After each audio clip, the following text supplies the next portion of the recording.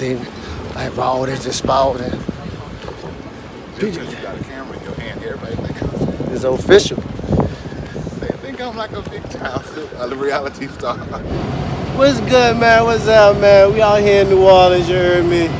I got my dog right here, man. He came from GA to come holler at me. You know what I'm saying? For the people who don't know, man, and who need to find out, and who about to find out, who we got on this show today, man?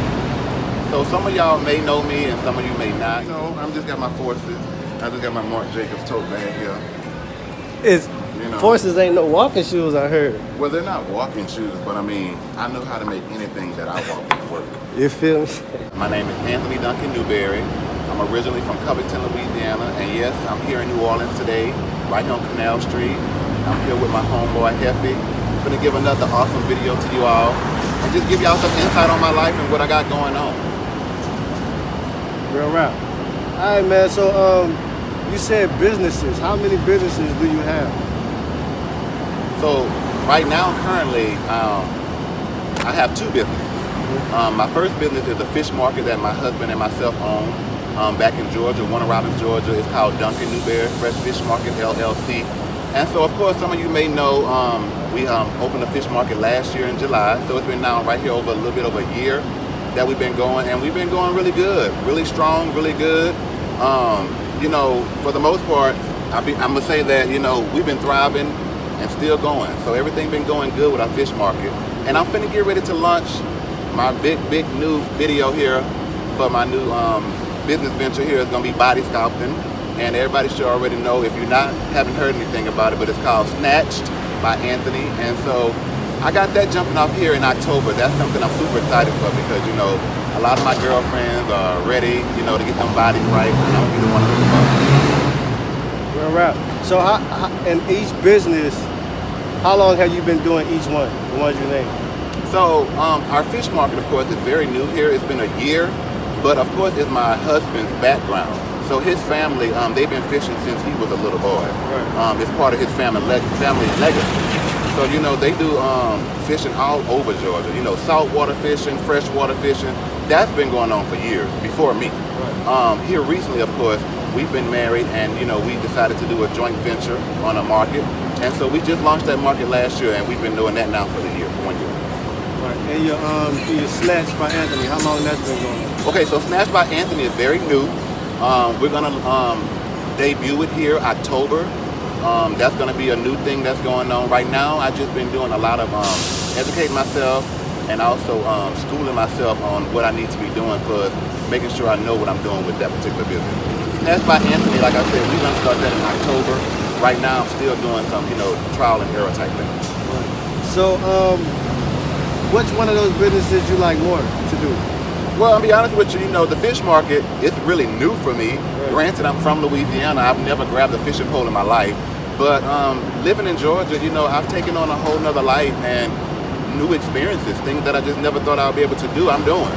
And so it's been going really good. I'm not gonna lie. It's really, I find that exciting because it's something I'm not used to. It's not me. Right. Like trying new stuff. I'm trying new stuff. So that's what I like about the fish market. Snatched by Anthony, I mean, it's just something that I'm also well with, you know, body sculpting, body image, you know, skin, facials. That's my background. Right. What's your occupation right now? So right now, I'm currently, I have a few different things that I associate my name with. I am a licensed professional life coach. I'm also a motivational speaker. Of course, you know that I do have my business with our fish market. And then, of course, like I said, I'm getting ready to open our new business here, Snatched by Anthony, where I'll be a professional body sculptor. Right. Certified body sculptor. So with all these certifications, which one took the longest? Well, they all had a different, you know, time frame. For sure, the body sculpting, it was a little bit more intensive, mainly because it's something new. I was trying something new for like sculpting body. So if you don't know about body sculpting, what it is pretty much cavitation. It's going to be wood therapy. We're going to have radio frequency, skin tightening. All of that is going to be done with my Snatched by Anthony. And so what I'm looking to do is pretty much, have women of all different shapes and sizes, ages, backgrounds, ethnic groups. And, I want them to be able to feel comfortable and feel good about themselves, Obviously, you won't be taking drastic weight off you, but you will be taking inches off you. And I mean, like I said, if you live the lifestyle that I'm providing for you, you'll be successful with it. Right. It'll be successful for you. Mm-hmm. So with the body sculpting, do you like that more than anything else, or is it like what made you want to start doing that? So I've noticed that health and beauty here has gotten really big, and I'm not gonna lie, I've always wanted to put my hands in something in the female pot. Right. And I know that women are always into their hair, their nails, their skin, and now of course, as you see here in the recent years, their bodies. And so I know a lot of the girls are going down to Dr. Miami or whoever they're going to see. My services are going to provide that after effect, that post surgery procedures, and so it's going to be non-invasive, so you don't have to worry about like me cutting you or anything, but I'm going to be the one to help you keep that shape, keep that frame, and make sure that you know what you're doing, because it's not just coming to me and then going home. It's going to take some work. It's going to be some continuations that you're going to have to do, and so I like it because it's new as well. I'm learning a lot about it. Right. Okay, let's take it back a little bit. You said you from Louisiana, you went to Georgia. Where are you from in Louisiana? So I'm from an area called Covington, Louisiana. It's right north of New Orleans. It's called the North Shore.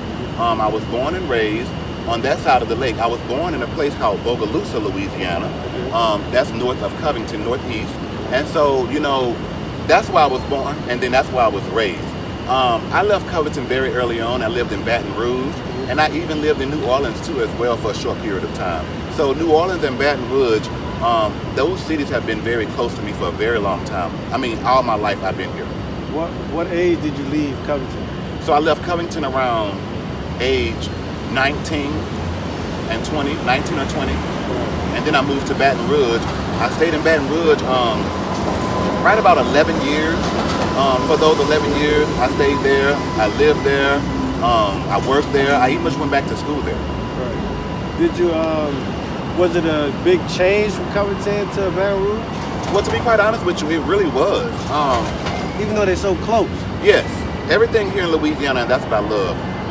All cities can be like far off and all that, but here in Louisiana, most of the cities are between an hour, 30 minutes to an hour long, you can get to another city. And so it was always easy to pretty much go to Covington, to New Orleans, to Baton Rouge, to Lafayette, to Lake Charles. I can go to any one of these, I'm talking about southern Louisiana cities, like that. It was easy to do. So I ran up and through here all my young life, all my life. What's one of those cities you had the most fun in? I ain't gonna say I had the most fun, but I can just say my favorite city of all times in the world is where I'm currently sitting at right now. I mean, New Orleans is gonna die in my bones. Right. It's just gonna be everything about me until the day I walk. I mean, I enjoyed myself in Baton Rouge. I enjoyed myself in New Orleans, but it's a feeling about New Orleans when you come here. It's just a feeling that you get. I felt the feeling when I came over the bridge and I was on my way here to the French Quarters. I just love that feeling here in New Orleans, and forever, I just love it. It's gonna be always my favorite city.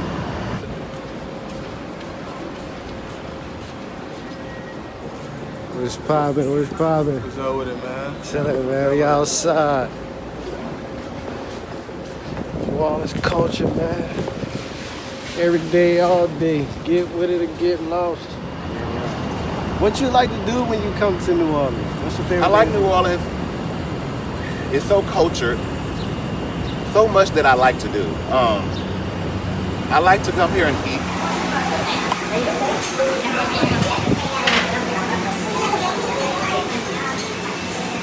That's my main thing to do. For sure.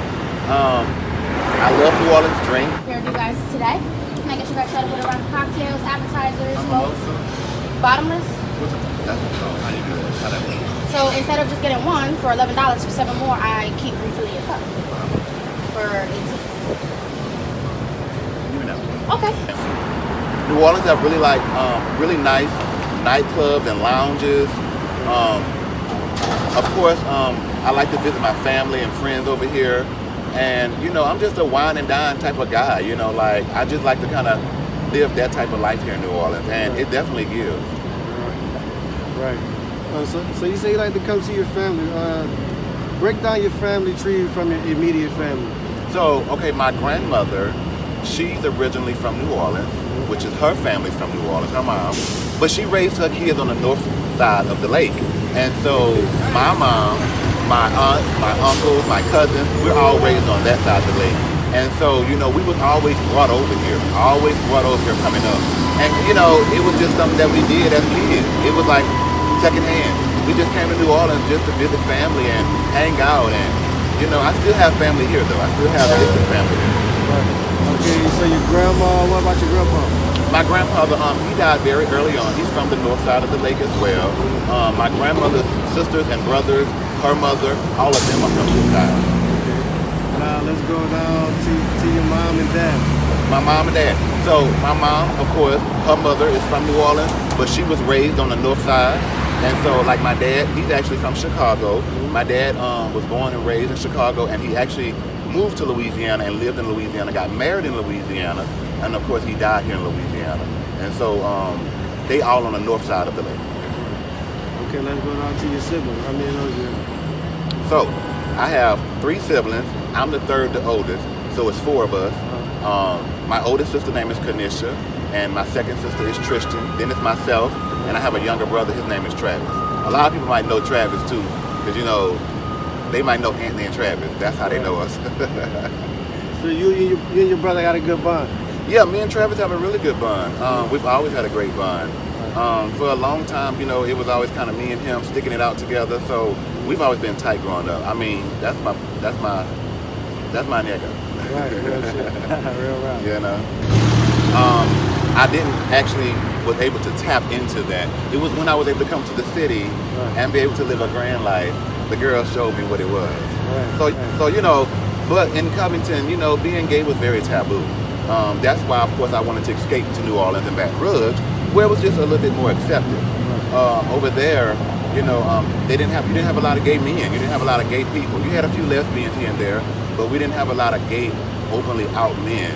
And so, like I said, that's what always made me wanted to transition to the city, where I can just be, you know, more accepted and more free, and around my community. And you said you're married now. What was that like? Yes, I'm married now. Yes, taken. Period. So identifying as a homosexual male, how was that like growing up in Covington? You know, growing up in Covington, and I really didn't know that I was a homosexual male. Homosexual is a gay man, and that's who I am. I didn't know that very young, but as I got older, I realized what it was. And it wasn't the most easiest thing to do. It was really one of the most difficult things to do. Try to be straight when you're really not.